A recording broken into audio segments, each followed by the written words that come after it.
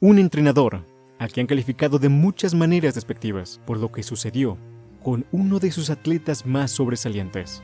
Pero si bien es responsable de lo que sucedió, la gente olvida el contexto que rodeó toda esta situación y sobre todo, cómo se veía a este entrenador en aquella época.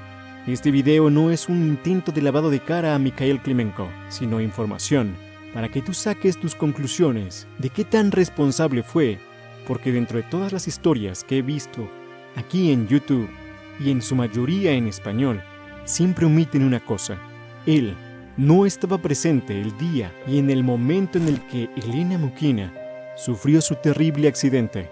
Este es un video para contar un poco de su historia, para que entiendas, si es posible, su actuar. Si te gusta este contenido, no olvides darle un dedito arriba y suscribirte. También te invito a que te unas al canal de Telegram, donde estoy subiendo información que no me da para subir aquí como un pequeño video.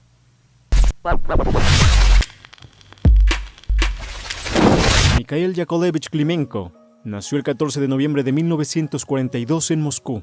Antes de llegar a ser entrenador, fue un destacado gimnasta de la Unión Soviética, llegando solo a la categoría junior. Era un atleta que parecía que le aguardaba un gran futuro en el deporte. En 1959 se convirtió en el campeón absoluto de la categoría junior de la Unión Soviética. Sin embargo, una lesión de hombro lo retiró prematuramente de sus aspiraciones deportivas. Dejar su deporte favorito en sus años más prometedores. ¿Qué puede ser más doloroso para un atleta? El mayor consuelo de Mikhail en esa difícil situación fue el hecho de que tenía un hermano pequeño que también se dedicaba a la gimnasia y que parecía que prometía tener un gran futuro. Víctor Klimenko. Mikhail Klimenko se matriculó en la Escuela Superior de Entrenadores de Leningrado y se graduó de ella en 1964, convirtiéndose en entrenador de gimnasia artística varonil. Como entrenador también era alguien que sobresalía y entrenó a su hermano. Desde que comenzaba su carrera de entrenador se decía lo siguiente: ahora, Mikhail, aunque es considerado un entrenador joven entre sus colegas y aún no tiene mucha experiencia, ya ha demostrado ser bastante paciente y exigente con sus pupilos. Además de Víctor, tiene otros alumnos considerados para el equipo nacional del país. Víctor Klimenko se convirtió en lo que Mikhail Klimenko hubiera querido ser, pero Víctor creció bajo la guía de su hermano, que le ayudó a llegar a 2 Juegos Olímpicos, México de 1968. Pero nada tiene precedente en el caso de Víctor Klimenko.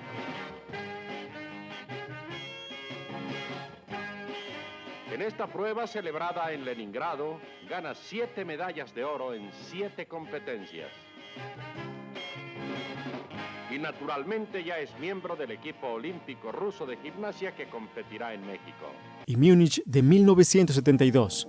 Fue de los entrenadores que le hizo frente a los japoneses, que siempre han sido una potencia en el deporte, logrando vencer a los japoneses con su hermano en 1972, que conseguía la medalla dorada en caballo con arzones. En una conversación, Mikhail Klimenko llegó a decir lo siguiente: quiero enseñarle a Víctor todo lo que sé.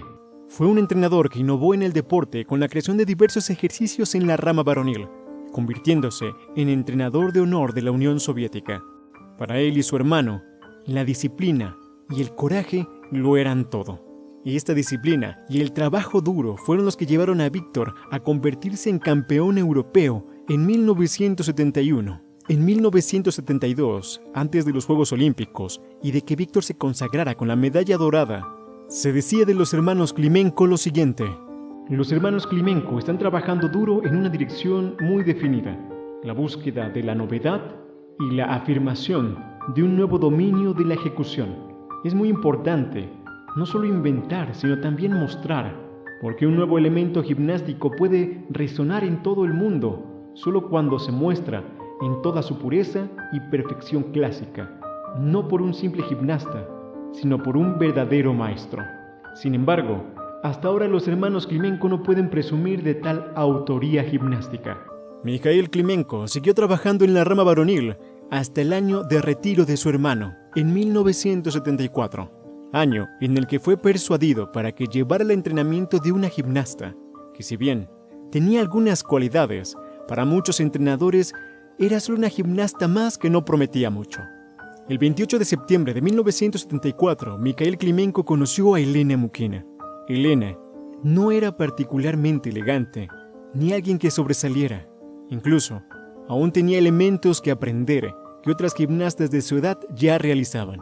Pero lo que Mikhail Klimenko vio en ella fue lo que para él la convertiría en la más grande gimnasta y campeona mundial: disciplina y coraje, que, como dije hace un rato, fue lo que llevó a su hermano a los Juegos Olímpicos. Klimenko era conocido de por sí por ser alguien estricto, pero que conocía las lesiones en carne propia. Pero para él, uno debía tener el coraje de luchar contra ellas y reponerse a ello, y trabajar mucho más fuerte. Situación que también enfrentó con su hermano en 1971, donde después de haberse convertido en campeón europeo, se desgarró el tendón de Aquiles, y un año después estaba ganando una medalla dorada en los Juegos Olímpicos. Esta forma de trabajo fue la que trasladó a la rama femenil. Sin embargo, el entrenamiento con Elena no resultó de la misma manera. Klimenko había decidido tomar el entrenamiento de Mukhina para seguir haciendo historia. Para ese momento, era considerado el mejor entrenador de la Unión Soviética, y quien también podía revolucionar la gimnasia femenil. Y hasta cierto punto, lo logró. Mukhina, de ser considerada una gimnasta más, se convirtió en campeona mundial, con elementos nunca antes vistos y con una gran dificultad.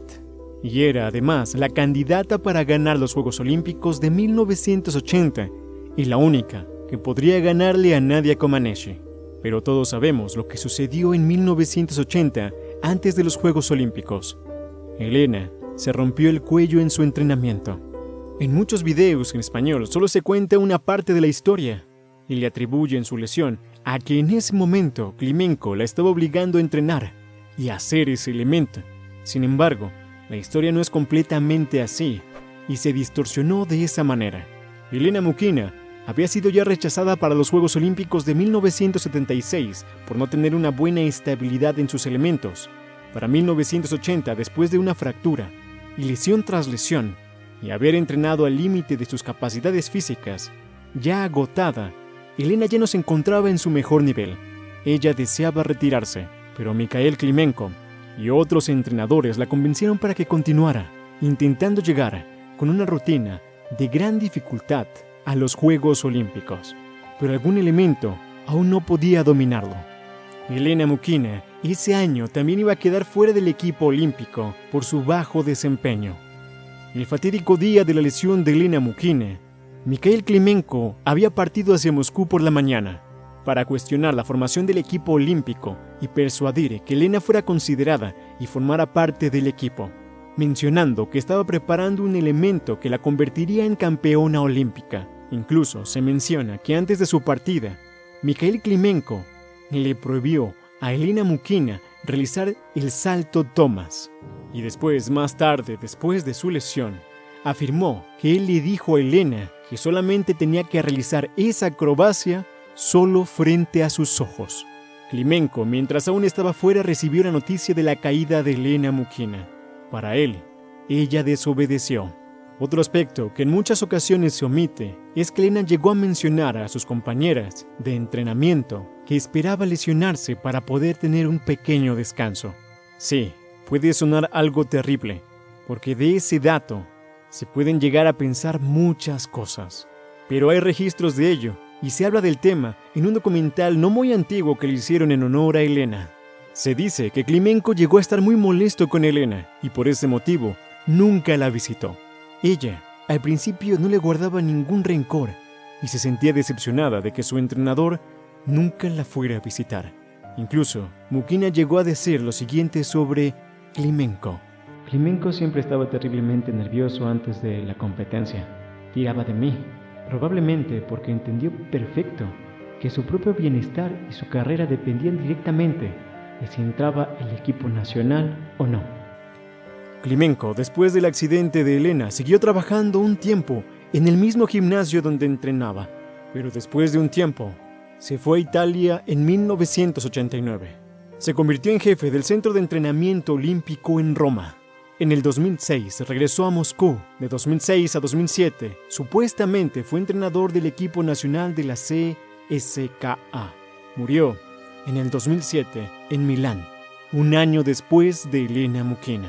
Mikhail Klimenko no ganó ninguna medalla, pero dejó una huella en el deporte en las dos ramas, varonil y femenil. Después de todo el contexto de su actuar, depende de ti cómo quieras considerarlo. Seguramente te preguntarás por qué se omite esta información del accidente de Elena. Es sencillo, la historia que llegó aquí, en español, fue una historia contada por quienes querían que se viera la Unión Soviética y todo lo que representaba de una manera inhumana. Por eso es así la primera historia que llegó a nuestros oídos. Es una historia que omite muchas cosas y matices y que no se ha actualizado, a pesar de que en Rusia, a finales de los 90 y principios del 2000, incluso hasta no hace muchos años, es una historia que se ha ido actualizando con anécdotas de compañeras de Elena y entrenadores y gente que estuvo cercana a los hechos. Eso es todo por este video. Muchas gracias por llegar al final y nos vemos en el próximo video.